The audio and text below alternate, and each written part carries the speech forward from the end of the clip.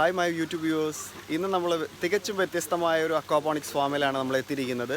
കോട്ടയം ജില്ലയിൽ മള്ളിയൂർ എന്ന സ്ഥലത്തിനടുത്ത് ഉള്ള ജെയ്മോൻ ചേട്ടൻ്റെ അക്വാപോണിക്സ് ഫാമിലാണ് നമ്മളിപ്പോൾ.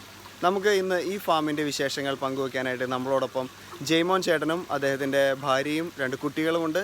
ജെയ്മോൻ ചേട്ടാ, എന്താണ് ഇങ്ങനെ ഒരു അക്വാപോണിക്സ് ഫാം തുടങ്ങാനുള്ള ഒരു പ്രധാന മോട്ടിവേഷൻ?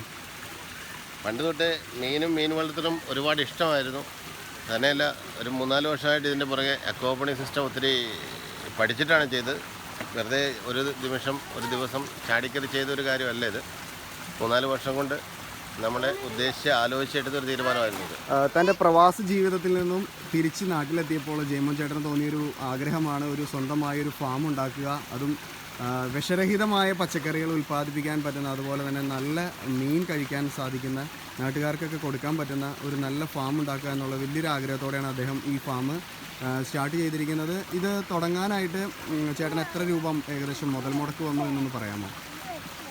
പ്രവാസ ജീവിതം കഴിഞ്ഞ് നല്ല ഫുഡ് കഴിക്കുക എന്നതിലുപരി ഒരു ഉപജീവന മാർഗം എന്നാണ് നമ്മൾ ഉദ്ദേശിച്ചത്. ഇതിന് ഏകദേശം 16 ലക്ഷത്തോളം രൂപയായി. 16 ലക്ഷത്തോളം രൂപ. ഇതിലെന്തൊക്കെയാണ് ചേട്ടൻ ഇൻക്ലൂഡ് ചെയ്തിരിക്കുന്നത്? മീന് ഒരു ഐറ്റം മീനേ ഉള്ളൂ. ഇതിൽ ഗിഫ്റ്റ് തിലോപ്പിയ. അതിപ്പോൾ അടുത്ത സ്റ്റേജ് നമ്മൾ തുടങ്ങിയിട്ടില്ല. തുടങ്ങിയിട്ട് ഇപ്പോൾ എത്ര നാളായി? ഇപ്പോൾ തുടങ്ങിയിട്ട് 1.5 മാസമായിട്ട്. 1.5 മാസമായിട്ടുള്ളൂ. അപ്പോൾ സ്റ്റാർട്ടിംഗ് സ്റ്റേജിലാണ് ചേട്ടൻ്റെ ഫാം നിൽക്കുന്നത്. അതെ. ഇനി ഡെവലപ്പ് ചെയ്യാനായിട്ട് അടുത്ത് അവിടെ എടുത്തിട്ടിരിക്കുന്ന അവിടെ 2 അക്വാപോണിക് സിസ്റ്റമുണ്ട്. ഓക്കെ, ഇപ്പോൾ ഇതിനകത്ത് ചെയ്തിരിക്കുന്ന ഏത് രീതിയാണ് നിങ്ങൾ ചെയ്തിരിക്കുന്നതെന്നൊന്ന് പറയാമോ? അക്വാപോണിക്സ് എന്ന് ഉദ്ദേശിക്കുന്നത് തന്നെ അറിയാമായിരിക്കുമല്ലോ. ഇത് പച്ചക്കറി, വിഷരഹിതമായ പച്ചക്കറി മെയിനായിട്ട് അതാണ് നമ്മൾ ഉദ്ദേശിക്കുന്നത്. അതിൻ്റെ കൂടെ ഈ അമോണിയ നൈട്രേറ്റ് ആക്കുന്ന സംവിധാനം MBBR എന്നുള്ള സംവിധാനം വെച്ച് ആണിത് ചെയ്യുന്നത്. ഈ ഫാമിൻ്റെ ടെക്നിക്കലായിട്ടുള്ള കുറേ കാര്യങ്ങൾ നമുക്ക് ജെയ്മോൻ ചേട്ടനോട് തന്നെ ചോദിക്കാം. ജെയ്മോൻ ചേട്ടാ, നമുക്ക് ഇത് എത്ര സെൻറ്റിലാണ് ഈ കുളങ്ങൾ നിർമ്മിച്ചിരിക്കുന്നത്, അതുപോലെ തന്നെ ഇതിൽ ഉപയോഗിച്ചിരിക്കുന്ന മെറ്റീരിയൽസ് എന്താണ്, ഗ്രോ ബെഡ്സ് എത്ര, ഇതൊക്കെ ഒന്ന് നമുക്ക് ഷെയർ ചെയ്യാമോ? തീർച്ചയായിട്ടും. ഇത് 1.5 സെൻറ്റിൽ തീർത്ത 2 കുളങ്ങളാണ് അതിൻ്റെ അകത്തുള്ളത്.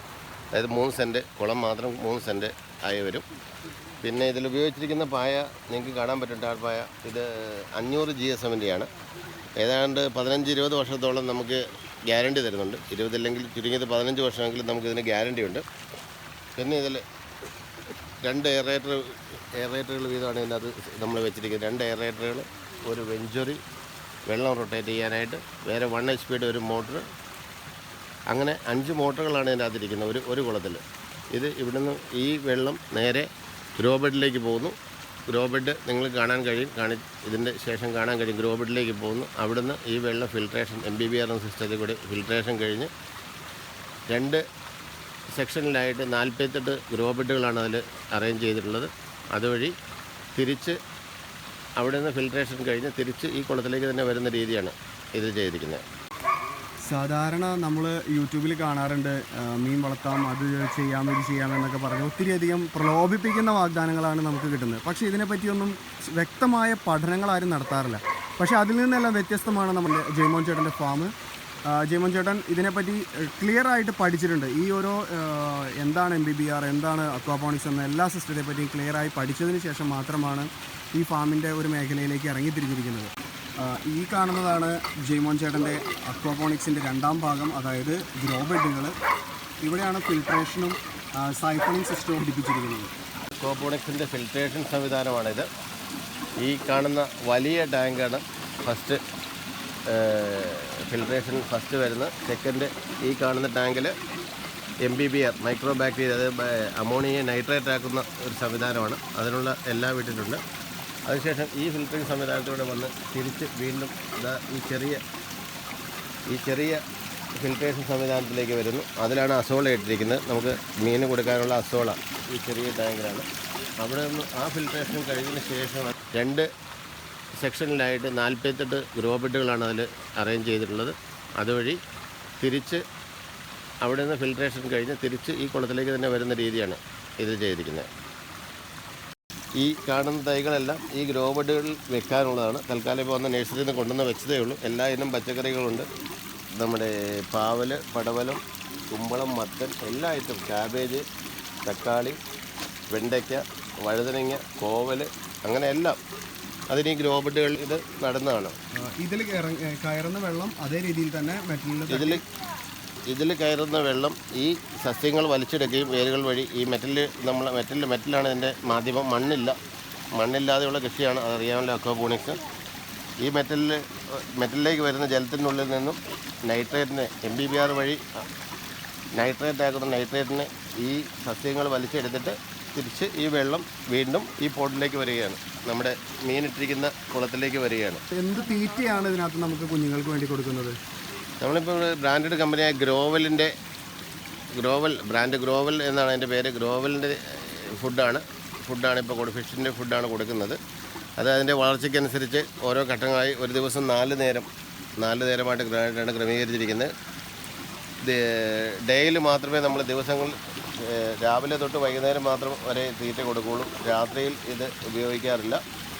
ഈ കാണുന്നതാണ് ഇപ്പോൾ സെക്കൻഡ് സ്റ്റേജ് സ്റ്റാർട്ടർ കഴിഞ്ഞ് കൊടുക്കുന്ന തീറ്റ ഇതാണ്. ഇത് നമുക്ക് 1 കിലോ എത്ര രൂപ വില വരുന്നുണ്ട്? ഇത് 1 കിലോയ്ക്ക് ഇപ്പോൾ നിലവിൽ 85-90 രൂപയോളം വില വരുന്നുണ്ട്. ഒരു ദിവസം എത്ര കിലോ തീറ്റ?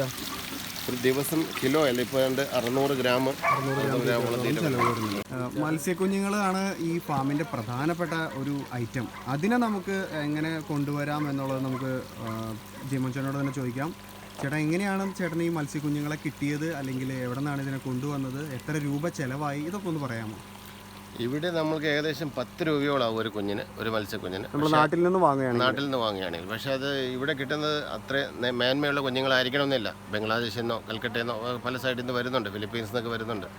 പക്ഷേ എല്ലാം നല്ല കുഞ്ഞുങ്ങളാണെന്ന് നിർബന്ധമില്ല. അതുകൊണ്ട് ഞങ്ങളിവിടെ കേന്ദ്ര government Rajiv Gandhi aquaculture centre Vijayawada, ആന്ധ്രയിൽ നിന്നാണ് ഞങ്ങൾ നേരിട്ട് പോയി അവിടെ നിന്ന് നേരിട്ട് കൊണ്ടുവരുമായിരുന്നു ചെയ്തത്. ഏകദേശം നമുക്ക് 3-4 രൂപയോളം ആയുള്ളൂ അതിന്. രൂപയുടെ അല്ല, പക്ഷേ മേൽത്തരം കുഞ്ഞുങ്ങളെ നല്ല ക്വാളിറ്റിയുള്ള ബീജം കുഞ്ഞുങ്ങളെ കിട്ടും. അതുകൊണ്ടാണ് അവിടെ പോയത്. നമ്മൾ ട്രെയിൻ വഴി എങ്ങനെയാണ് നമ്മൾ ട്രാൻസ്പോർട്ട് ചെയ്യുന്നത്? ട്രെയിനല്ല, ഞങ്ങൾ കാറിന് റോഡാണ് പോയത്. റോഡ് പോയി കൊണ്ടുവരുമായിരുന്നു, നമ്മുടെ വണ്ടിയിൽ തന്നെ കൊണ്ടുവരുമായിരുന്നു. ജയ്മോൻ ചേട്ടൻ്റെ ഫാമിൽ 8000 മീൻ കുഞ്ഞുങ്ങളെയാണ് 2 കുളത്തിലും കൂടെ 4000 വീതം നിക്ഷേപിച്ചിരിക്കുന്നത്. ഇത് പൂർണ്ണ വളർച്ചയെത്താനായിട്ട് എത്ര മാസമാണ് ഏകദേശം ആവശ്യമായിട്ടുള്ളത്? പൂർണ്ണ വളർച്ചയെത്താൻ 6 മാസം കൊണ്ടാണ് നമ്മൾ ഉദ്ദേശിക്കുന്നത്. 6 മാസം കൊണ്ട് പൂർണ്ണ വളർച്ചയെന്നാണ് പ്രതീക്ഷിക്കുന്നത്. അദ്ദേഹത്തിൻ്റെ ഈ ഫാമിംഗ് മേഖലയിലേക്ക് കടന്നു വന്നപ്പോൾ അതിന് പൂർണ്ണമായിട്ട് സപ്പോർട്ട് ചെയ്തിരിക്കുകയാണ് അദ്ദേഹത്തിൻ്റെ ഭാര്യയും 2 കുട്ടികളും. അവരുടെ പൂർണ്ണമായ പിന്തുണയോടെയാണ് അദ്ദേഹം ഈ ഫാം നടത്തിക്കൊണ്ട് പോകുന്നത്.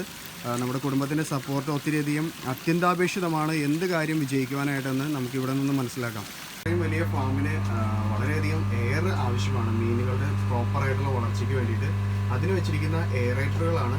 6 എയറേറ്ററുകൾ ഉപയോഗിച്ചിട്ടാണ് ഈ ഫാമിൻ്റെ പ്രവർത്തനം നിയന്ത്രിച്ചുകൊണ്ടിരിക്കുന്നത്. അതുപോലെ തന്നെ ഇതിന് പവർ സപ്ലൈ നഷ്ടമാവാതിരിക്കാൻ വേണ്ടിയിട്ട് ഇൻവേർട്ടറും ബാറ്ററികളും അദ്ദേഹം ഇവിടെ ഘടിപ്പിച്ചിട്ടുണ്ട്. ഇങ്ങനെയാണ് ഗ്രോ ബെഡിൽ നമ്മൾ തൈകൾ നടുന്നത്. ഇതിന് വേണ്ടിയിട്ട് ഒരു PVC പൈപ്പ് കട്ട് ചെയ്ത് വെച്ചിട്ടുണ്ട് ചേട്ടൻ. അതിലേക്ക് ഇറക്കി വെച്ചതിന് ശേഷം നമ്മൾ മെറ്റലിലേക്ക് പതിയെ കൈക്ക് കംപ്ലൈൻ്റ് ഒന്നും വരാത്ത രീതിയിൽ നമ്മൾ ഇറക്കി വെച്ച് അങ്ങനെയാണ് നമ്മൾ നടുന്നത് തൈ.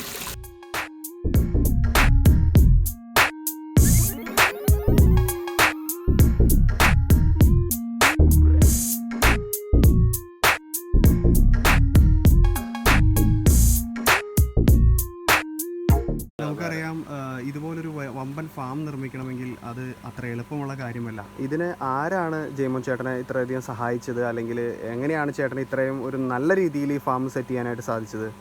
ഞങ്ങൾക്കിവിടെ ഈ അക്വാപോണിക് സിസ്റ്റം എല്ലാ മാർഗ്ഗനിർദ്ദേശങ്ങളും ഇതിനായിട്ടുള്ള എല്ലാ മാർഗ്ഗനിർദ്ദേശങ്ങളും തന്നത് കാലടിയിലുള്ള SB ഗ്രൂപ്പാണ്. അപ്പോൾ കാലടിയിലുള്ള SB ഗ്രൂപ്പാണ് ഇത്രയും നല്ലൊരു ഫാം നിർമ്മിക്കാനായിട്ട് ജയ്മോൻ ചേട്ടനെ പൂർണ്ണമായിട്ട് സപ്പോർട്ട് ചെയ്തത്. അവർ ഫുള്ളായിട്ട് ഇത് ഉണ്ടാക്കി തരികയായിരുന്നോ, അതോ നമ്മൾ നമ്മുടേതായ രീതിയിൽ എങ്ങനെയാണ് അതിൻ്റെ നമ്മൾ ചെയ്തത്? അല്ല, അവരുടെ ഫുള്ളായിട്ട് ഉണ്ടാക്കി തന്നത് അവർ തന്നെയാണ്. ബ്ലൂ പ്രിൻ്റ് എല്ലാം അവരുടെ എല്ലാം സെറ്റ് ചെയ്ത് ഞങ്ങൾ വേണ്ട മാർഗ്ഗനിർദ്ദേശങ്ങൾ മാത്രമേ കൊടുത്തിട്ടുള്ളൂ. ബാക്കി എല്ലാ കാര്യങ്ങളും അവർ എങ്ങനെയാണ് വേണ്ടത് എന്ന് മാത്രമാണ് ജയ്മോൻ ചേട്ടൻ പറഞ്ഞോളൂ. അവർ നിർമ്മിച്ചു ഏത് മോഡൽ എങ്ങനെയെന്ന് മാത്രമേ നമ്മൾ പറഞ്ഞിട്ടുള്ളൂ. ഓക്കെ, അത് വളരെയധികം ഉപകാരമായ കാര്യമാണ്. കാരണം എല്ലാവർക്കും ഇതിനെപ്പറ്റി അറിയണമെന്നില്ല. ഇത്ര ഈ ഫീൽഡിൽ അറിവുള്ളവർക്കാണ് കൂടുതലായും ഇതിനെ കൃത്യമായി ക്രമീകരിച്ചാൽ എത്രത്തോളം നഷ്ടം ഒഴിവാക്കി ഏതൊക്കെ ഭാഗത്ത് ഏതൊക്കെ രീതിയിൽ ക്രമീകരിക്കണമെന്ന് അവർക്കേ അറിയത്തുള്ളൂ. സോ അതിന് വേണ്ടിയിട്ട് ജയ്മോൻ ചേട്ടന് വളരെയധികം കൃത്യമായ ഒരു SB ഗ്രൂപ്പ് എന്ന് പറഞ്ഞൊരു ടീം തന്നെ ജയ്മോൻ ചേട്ടനെ സഹായിച്ചിട്ടുണ്ട്. തൻ്റെ പ്രവാസ ജീവിതം അവസാനിപ്പിച്ച് നാട്ടിലേക്ക് എത്തിയ നമ്മുടെ ജെയ്മോൻ ചേട്ടൻ തുടങ്ങിയിരിക്കുന്ന ഒരു അക്വാപോണിക്സ്, ചെറുതല്ല പക്ഷേ വലിയ മുതൽ മുടക്കിൽ തന്നെ തുടങ്ങിയിരിക്കുന്ന ഒരു അക്വാപോണിക്സ് ഫിഷ് ഫാമാണ് നമ്മളിപ്പോൾ കണ്ടത്. ഈ ഫിഷ് ഫാം വളരെ നല്ല രീതിയിൽ മുന്നോട്ട് പോകട്ടെ എന്ന് ഞാൻ ആശംസിക്കുന്നു. അതുപോലെ അദ്ദേഹത്തിന് എല്ലാവിധ വിജയങ്ങളും നേർന്നുകൊണ്ട് I am signing off. Thank U.